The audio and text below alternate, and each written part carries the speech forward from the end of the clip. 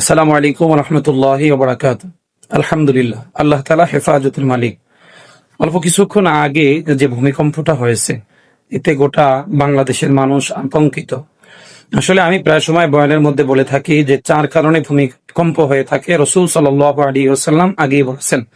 1 নম্বর, যখন পৃথিবীতে মদের সংখ্যা বাড়বে, জমিনে ভূমিকম্প বেশি হবে। 2 নম্বর, যখন জমিনের মধ্যে জিনা বাড়বে, তখন জমিনে ভূমিকম্প বেশি হবে।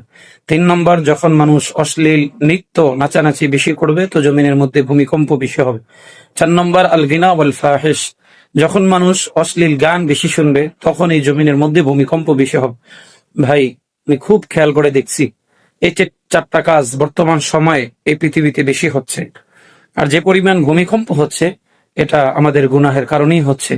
আল্লাহ তাআলা আমাদের সবাইকে হেফাজত করুক, গুনাহ মুক্ত জিন্দেগি দান করুক। এই 4 কাজ থেকে আল্লাহ আমাদেরকে হেফাজত করুক, আমিন।